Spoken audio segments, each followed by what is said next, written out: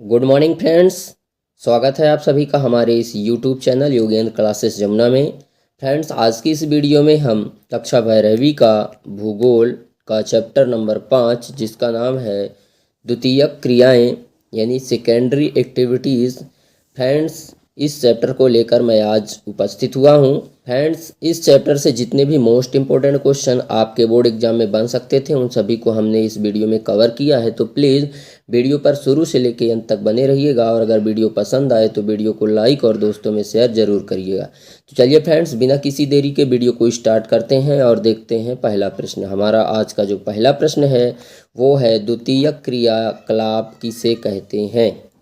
ठीक है, तो फ्रेंड्स, प्रकृति से प्राप्त प्राथमिक उत्पादों का रूप बदलकर, ठीक है, उन्हें उपयोगी और मूल्यवान बनाना ही द्वितीयक क्रियाकलाप कहलाता है। जैसे प्रकृति से प्राप्त यानी प्रकृति उसको बोलेंगे जिसके बनने में मानव का कोई भी योगदान ना हो, मतलब वे चीज़ें जिनके बनने में मानव ने अपना कोई योगदान ना दिया हो वो प्रकृति कहलाती है। तो प्रकृति से प्राप्त प्राथमिक उत्पादों का रूप बदलकर उन्हें उपयोगी व मूल्यवान बनाना ही द्वितीयक क्रियाकलाप कहलाता है। ठीक है, जैसे गन्ने से चीनी बनाना, कपास से कपड़े बनाना।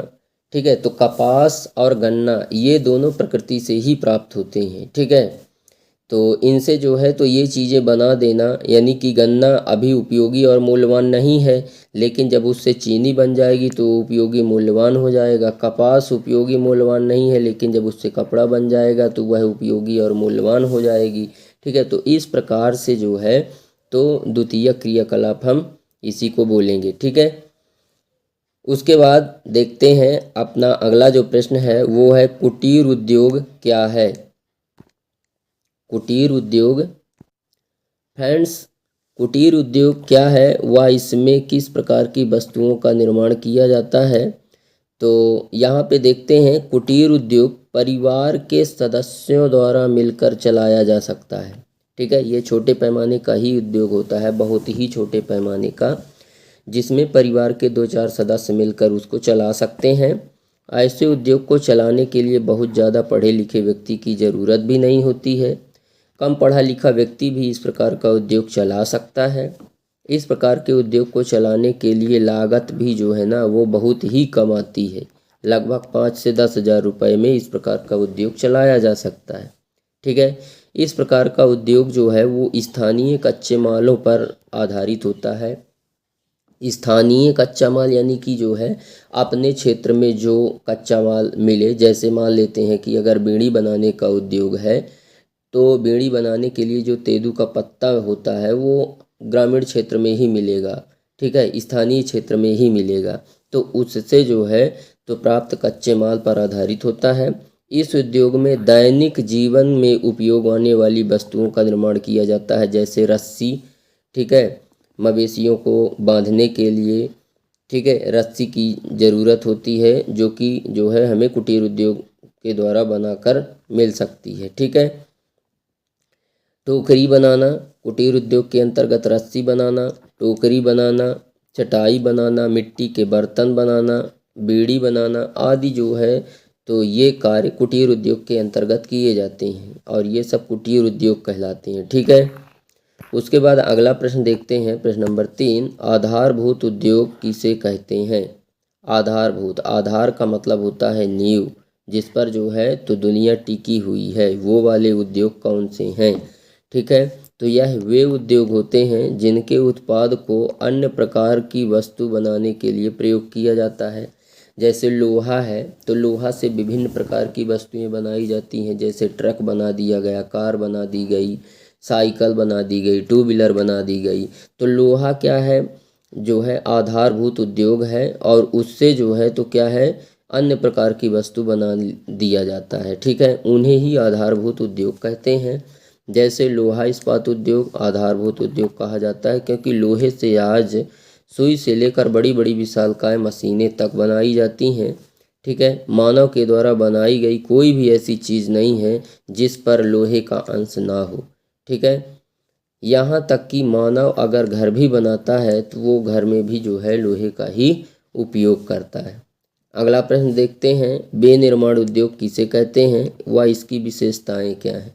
तो विनिर्माण का मतलब होता है फ्रेंड्स कि जहाँ पर वस्तुओं को उपयोगी और मूल्यवान बनाया जाता है, उनका रूप परिवर्तित किया जाता है, उसको अपन विनिर्माण बोलेंगे। बट जहाँ पर किया जाता है, जिस जगह पर किया जाता है, मतलब जिस जगह पर जो है तो उपयोगी व मूल्यवान वस्तुएं बनाई जाती हैं, उनका रूप परिवर्तित किया जाता है जिस जगह पर, उसको उद्योग बोलेंगे। ठीक है, तो कैसा उद्योग बोलेंगे उसको? विनिर्माण उद्योग बोलेंगे। ठीक है फ्रेंड्स, यहाँ देख लेते हैं, विनिर्माण का शाब्दिक अर्थ है हाथ से बनाना। ठीक है, वैसे विनिर्माण का मतलब होता है हाथ से बनाई जाने वाली चीज़ें, परंतु अब आज इसमें मशीनों का भी प्रयोग होने लगा है, मतलब मशीनों के द्वारा बनी वस्तुओं को भी शामिल इसमें किया जाने लगा है। मूल रूप से विनिर्माण एक ऐसी प्रक्रिया है जिसमें कच्चे व अर्धनिर्मित माल को, ठीक है, कच्चा माल है, कच्चे माल से या कोई अर्धनिर्मित माल है, उसका जो है तो रूप बदल कर उसे उपयोगी व मूल्यवान बनाया जाता है। कहाँ पे? विनिर्माण उद्योग में। ठीक है, और जिसे स्थानीय व दूर बाजार में बेचा जा सकता है। विनिर्माण का मतलब है किसी भी वस्तु का उत्पादन करना, इसमें हस्तशिल्प कार्य से लेकर लोहे के इस्पात को गढ़ना, प्लास्टिक के खिलौने बनाना आदि उत्पाद शामिल है। इसकी विशेषताएं देखें तो ये भी जो है निम्न है, यहाँ पे देख लेते हैं। पहली विशेषता है, विनिर्माण में किसी एक वस्तु का आकार बदलकर दूसरी वस्तु निर्मित की जाती है। कोई एक वस्तु है, जैसे कहने का मतलब दूध, दूध एक वस्तु है और उसका रूप बदल करके जो है तो दूसरी वस्तु बना दी जाएगी। जैसे दूध है तो दूध से पनीर बना दी जाए, ठीक है, खुरचन बना दिया जाए। ठीक है, तो इस प्रकार से, ठीक है, जैसे लोहे का रूप बदल कर औजार बना दिया जाता है। ठीक है, ठीक उसी प्रकार से अगली विशेषता है कि किसी भी प्रकार के मूल्य में बढ़ोतरी विनिर्माण के द्वारा ही होती है। अगर विनिर्माण नहीं होगा तो वह वस्तु का जो कीमत है वो घटी रहेगी। जैसे कहने का मतलब दूध जो है अभी अगर 40 रुपये लीटर मिल रहा है, ठीक है, लेकिन अगर हम उसको पका देंगे, उससे हम पनीर बना देंगे तो उसका रेट बढ़ जाएगा। ठीक है, तो यहाँ पे यही कहना चाह रहा है कि किसी भी पदार्थ के मूल्य में बढ़ोतरी विनिर्माण द्वारा ही होती है। अगर विनिर्माण नहीं होगा तो वस्तु उपयोगी और मूल्यवान नहीं बनेगी, तो उसकी कीमत भी कहाँ बढ़ेगी, है ना। तो इस प्रकार से उसके बाद फ्रेंड्स अगला प्रश्न देखते हैं, प्रश्न नंबर 5 देख लेते हैं। स्वामित्व के आधार पर उद्योगों का वर्गीकरण। तो स्वामित्व के आधार पर उद्योगों का जो वर्गीकरण है वो यहाँ देख लेते हैं। जैसे स्वामित्व के आधार पर, यानी कि स्वामित्व यानी अधिकार के आधार पर, ठीक है, उद्योगों का वर्गीकरण। तो पहला है सार्वजनिक क्षेत्र के उद्योग। यह वे उद्योग होते हैं जो सरकार के नियंत्रण में होते हैं और भारत में कई उद्योग सार्वजनिक क्षेत्र के नियंत्रण में हैं। यह उद्योग पूर्ण रूप से सरकार के अधिकार में संचालित किए जाते हैं। अगला है संयुक्त उद्योग। ठीक है, यह ऐसे उद्योग होते हैं जो सरकार एवं निजी क्षेत्र के लोग मिलकर या निजी लोग मिलकर, सरकार एवं निजी लोग मिलकर जिन उद्योग को चलाते हैं उसे संयुक्त क्षेत्र के उद्योग कहते हैं। इन उद्योगों को संचालन में निजी एवं सार्वजनिक क्षेत्र की कंपनियां कार्य करती हैं। अगला है निजी क्षेत्र के उद्योग। ये ऐसे उद्योग होते हैं जो एक व्यक्ति या कुछ व्यक्तियों के समूह द्वारा संचालित किए जाते हैं, अर्थात इस प्रकार के उद्योग को संचालित करने में सरकार का कोई योगदान नहीं होता है, क्योंकि ये निजी क्षेत्र के होते हैं। यह निजी क्षेत्र के कोई एक व्यक्ति या कई व्यक्तियों के समूह द्वारा चलाए जाते हैं। ऐसे उद्योग को निजी क्षेत्र के उद्योग कहते हैं।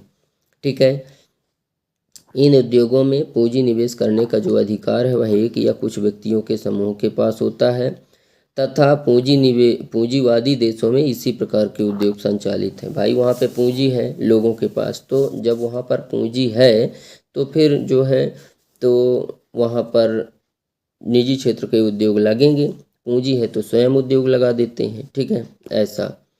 अगला है प्रश्न नंबर 6 है, छोटे पैमाने के उद्योग व बड़े पैमाने के उद्योग में क्या अंतर है। ठीक है, तो छोटे एवं बड़े पैमाने के जो उद्योग हैं उनमें निम्न अंतर है। जैसे छोटे पैमाने के उद्योग, जिनको हम लघु उद्योग भी बोलते हैं, ये ऐसे उद्योग होते हैं जो शक्ति से चलने वाली छोटी मशीनों का जिनमें उपयोग किया जाता है। ठीक है, ऐसे उद्योगों में क्या किया जाता है, शक्ति से चलने वाली छोटी मशीनों का उपयोग किया जाता है तथा अर्ध कुशल श्रमिकों का भी उपयोग किया जाता है। बहुत ज़्यादा योग्य एवं पढ़े लिखे श्रमिकों की इसमें ज़रूरत नहीं होती है। छोटे पैमाने के उद्योग में कम पढ़ा लिखा व्यक्ति भी इस प्रकार का उद्योग चला सकता है। ठीक है। उसके बाद है, इस उद्योग में कम मात्रा में पूंजी का निवेश होता है, बहुत ही कम मात्रा में पूंजी लगती है। विकासशील देशों में यह उद्योग जो है विकास के आधार होते हैं। विकासशील देश ऐसा देश जिसका अभी भी विकास चालू है, अभी भी विकास हो रहा है, ठीक है। जबकि विकसित देश की अगर हम बात करें तो जिसका पूरी तरह से विकास हो चुका है वो विकसित देश होते हैं, ठीक है। आगे देखते हैं, इस प्रकार के उद्योगों में कपड़ा उद्योग, खिलौना, बिजली के सामान आदि बनाए जाते हैं छोटे पैमाने के उद्योग में, ठीक है। इसीलिए तो कम पढ़े लिखे व्यक्ति की ज़रूरत होती है। उसके बाद दूसरा है बड़े पैमाने के उद्योग या बृहत उद्योग जिसको बोलते हैं। इन उद्योगों में शक्ति से चलने वाली बड़ी बड़ी मशीनों का प्रयोग किया जाता है। इस उद्योग में जो है कुशल श्रमिकों की आवश्यकता होती है, ठीक है। तथा इस प्रकार के उद्योग को चलाने के लिए बड़ी मात्रा में पूंजी भी इन्वेस्ट करना पड़ता है, निवेश करना पड़ता है।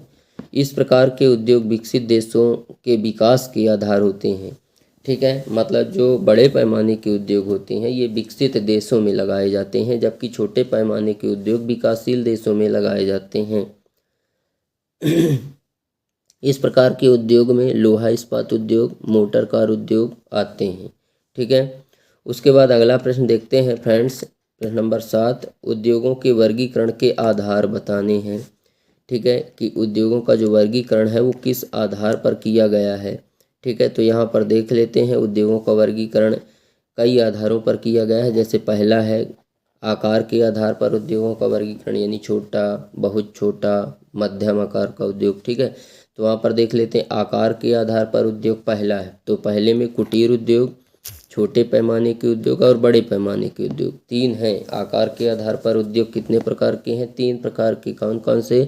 कुटीर उद्योग, छोटे पैमाने के उद्योग और बड़े पैमाने के। कुटीर उद्योग क्या होता है?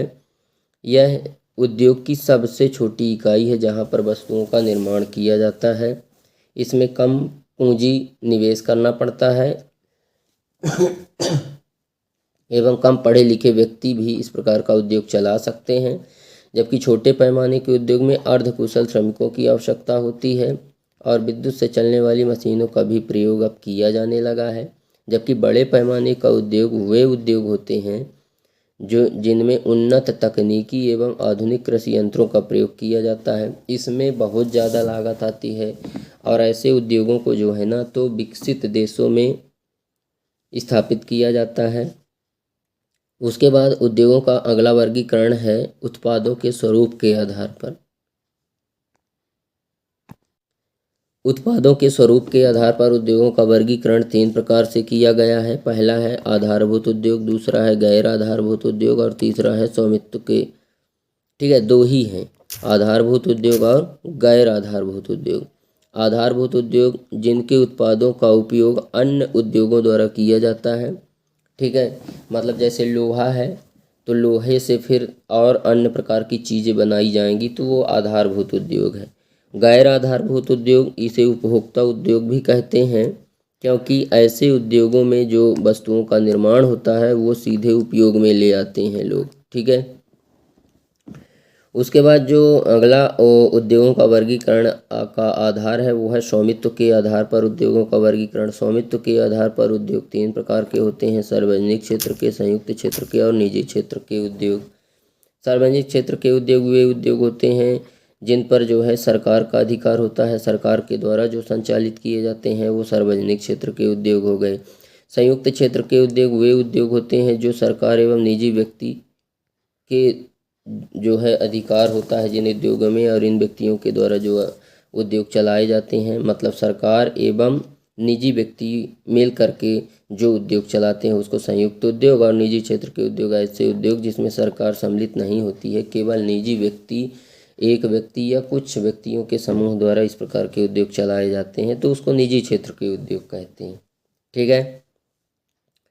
अगला जो वर्गीकरण है उद्योग का आधार का तो वो है कच्चे माल के आधार पर उद्योगों का वर्गीकरण। कच्चे माल के आधार पर जो है उद्योगों का वर्गीकरण अगर हम देखें तो यह है जो है तो 4-5 प्रकार में हमने बांटा है। जैसे कृषि पर आधारित उद्योग, खनिज पर, रसायन, वन आधारित, पशु आधारित उद्योग, ठीक है। तो कृषि पर आधारित उद्योग जैसे कच्चे मालों पर यह उद्योग आधारित होते हैं। तो कपास से कपड़े बनाना व शक्कर गन्ने से जो है तो चीनी बनाना, ये कृषि आधारित उद्योग हो गए। जबकि खनिज आधारित उद्योग की अगर हम बात करें तो यह उद्योग खनिजों के कच्चे माल पर आधारित होते हैं। जैसे डीजल पेट्रोल कच्चा होता है, फिर उसको फिल्टर करके उपयोगी मूल्यवान बनाया जाता है। ठीक है। उसी प्रकार से रसायन उद्योग की अगर हम बात करें तो प्राकृतिक रूप से पाए जाने वाले रासायनिक खनिजों पर यह आधारित होते हैं, क्योंकि उन रासायनिक खनिजों को जो है तो फिल्टर करके उपयोगी व मूल्यवान बनाया जाता है रसायन उद्योग में। वन आधारित उद्योग वे उद्योग होते हैं जिन्हें कच्चा माल वनों से प्राप्त होता है। जबकि पशु आधारित उद्योग में पशुओं से कच्चा माल प्राप्त करते हैं। ठीक है।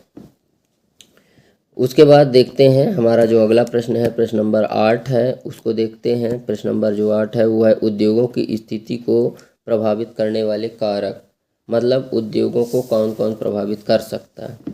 तो उद्योग फ्रेंड्स हर स्थान पर विकसित नहीं होते हैं।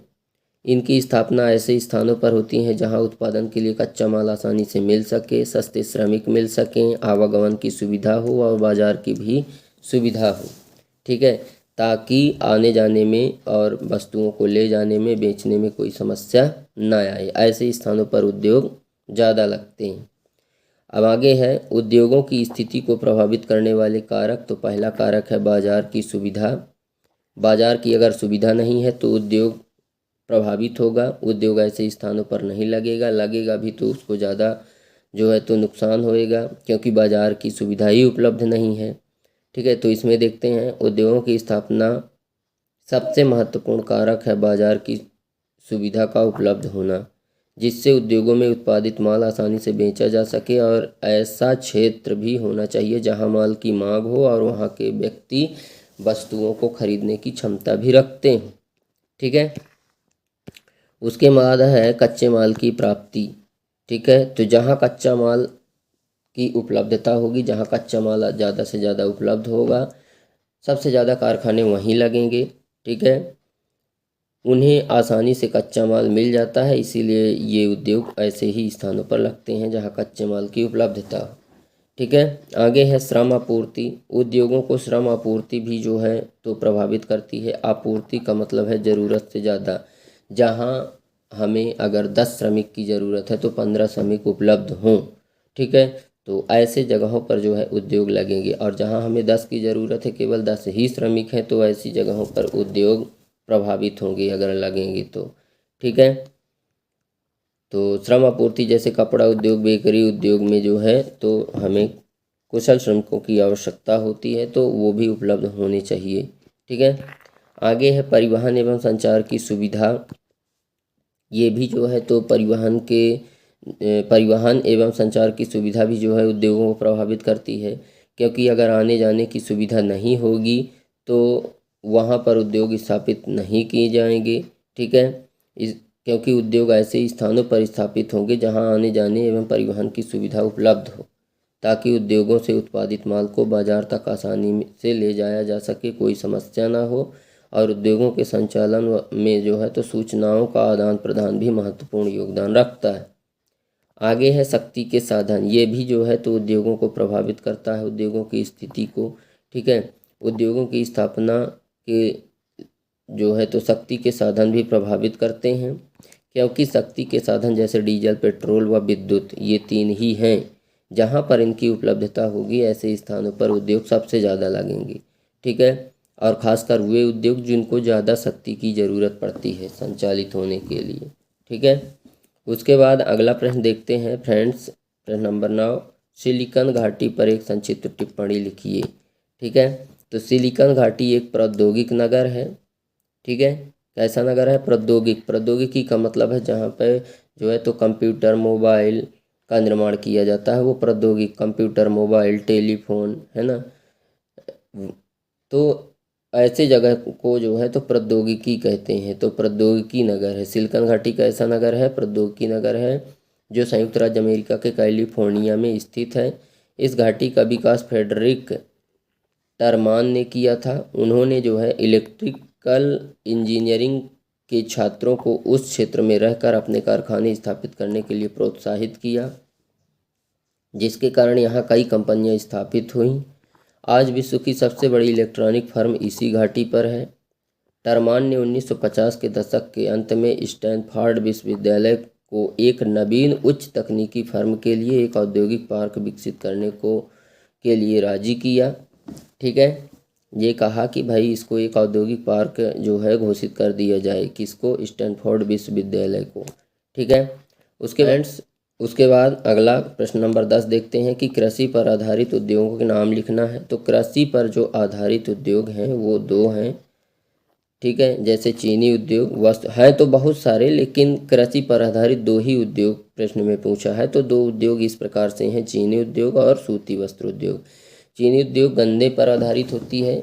ठीक है, जो गन्ना किसान उगाता है, कृषक उगाता है गन्ना, और फिर वो गन्ना उद्योगों में जाकर जो है तो उससे चीनी बनाई जाती है, गुड़ बनाया जाता है। उसी प्रकार से सूती वस्त्र उद्योग, ये भी कृषि से ही प्राप्त होता है। सूती यानी कपास, जिसको उद्योग में डालने के बाद जो है कपड़े बनाए जाते हैं। ठीक है, तो इस प्रकार से कृषि पर आधारित दो उद्योग इस प्रकार से हैं, चीनी उद्योग और सूती वस्त्र उद्योग।